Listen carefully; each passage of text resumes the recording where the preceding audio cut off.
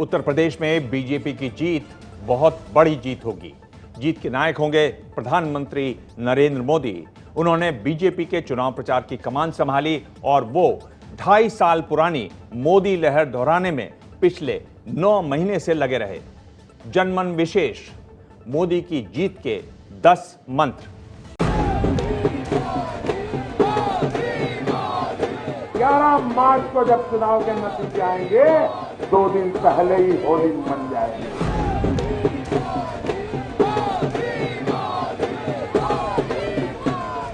13 तारीख को विजय की होली पूरा देश मनाएगा।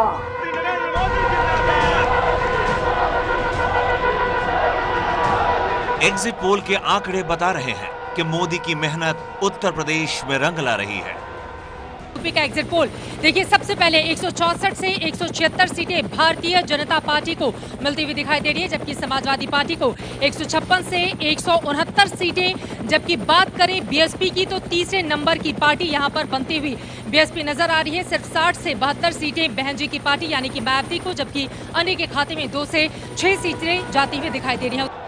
मोदी की जीत का अनुमान सभी एग्जिट पोल में लगाया जा रहा है और 403 में से 200 से ज्यादा सीट के अनुमान बीजेपी के पक्ष में लगाए जा रहे हैं। औसत के हिसाब से हम आपको टीवी स्क्रीन पर दिखा रहे हैं 5 चैनलों का जो औसत है, और उसमें आपके अपने चैनल एबीपी न्यूज का भी आंकड़ा जुड़ा हुआ है। बीजेपी 216 सीटें हासिल करती हुई सुपर एग्जिट पोल के लिहाज से यानी कि 202, जो बहुमत के लिए चाहिए उससे कहीं ज्यादा।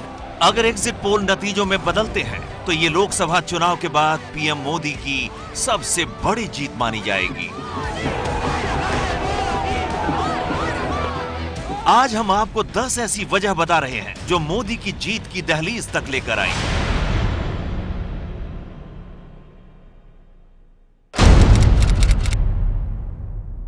गांव में अगर कब्रिस्तान बनता है तो गांव में स्मशान भी बनना चाहिए। चौथे फेज के चुनाव से पहले मोदी ने शमशान और कब्रिस्तान का जिक्र किया।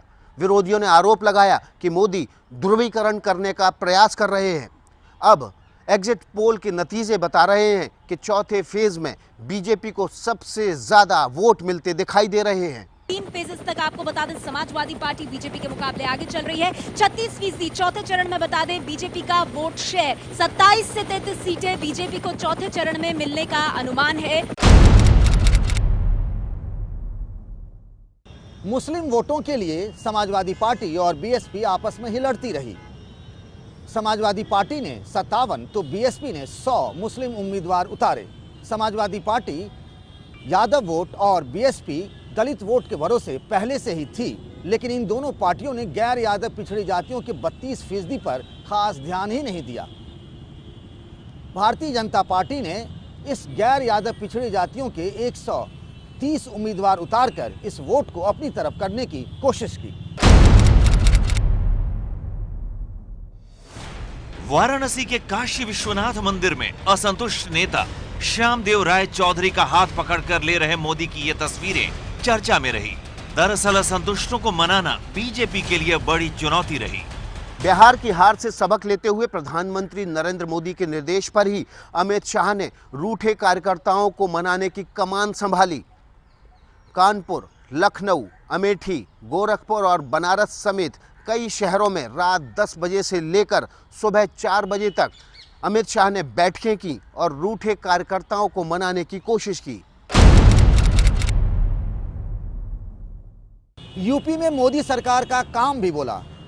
गरीबों में मुफ्त गैस सिलेंडर बांटने की उज्ज्वला योजना का बड़ा असर पड़ा। देश भर में 1 करोड़ फ्री सिलेंडर बांटे गए, जिसमें से 55 लाख तो सिर्फ उत्तर प्रदेश में ही बंट गए। मोदी सरकार नोटबंदी के बाद ये संदेश देने में कामयाब रही कि इससे गरीबों को फायदा हुआ है और काले धन वालों को नुकसान। लोग ये मान रहे थे कि इससे काले धन वालों की तिजोरियां खाली हो गई हैं, अमीरों की तिजोरियां खाली हो गई हैं और इसके बदले में गरीबों को थोड़ी बहुत दिक्कत हुई है। 2.5 साल के कार्यकाल में मोदी सरकार पर किसी घोटाले का दाग नहीं लगा, जिससे सरकार की छवि ईमानदार बनी रही। वहीं मोदी के सामने यूपी के मंत्रियों की छवि दागदार रही। वैसे विपक्ष ने सूट बूट की सरकार जैसे आरोप लगाए, लेकिन मोदी सरकार ने गरीबों का बजट बनाकर ये आरोप चश्पा नहीं होने दिया। दो पार्टियों का गठबंधन नहीं है, एक गठबंधन दो कुनबों का है, एक दिल्ली वाला कुनबा और एक सफाई वाला कुनबा। राहुल गांधी को आगे कर मोदी ने अखिलेश पर ताबड़तोड़ हमले किए।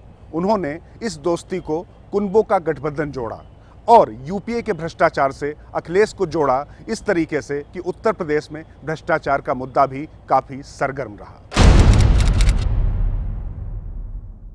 अगर रमजान में बिजली मिलती है तो दिवाली में भी बिजली मिलनी चाहिए, किसी के साथ अन्याय नहीं होना चाहिए।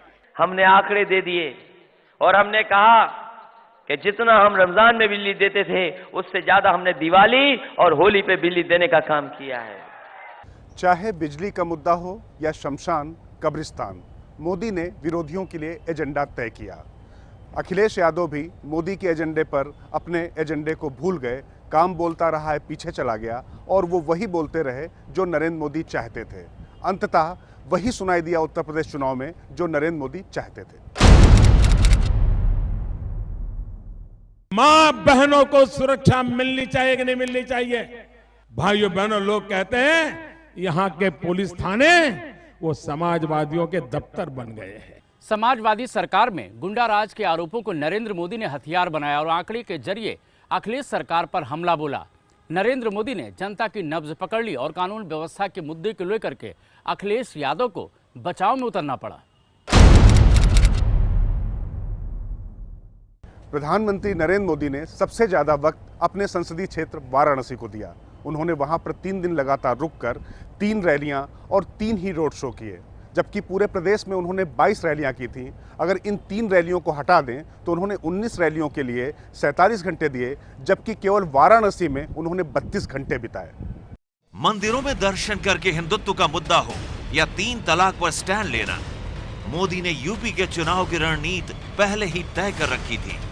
और अगर एग्जिट पोल के नतीजे आंकड़ों में बदलते हैं तो 2.5 साल बाद मोदी लहर फिर दिखेगी और 14 साल बाद बीजेपी की पहली बार सरकार बन जाएगी।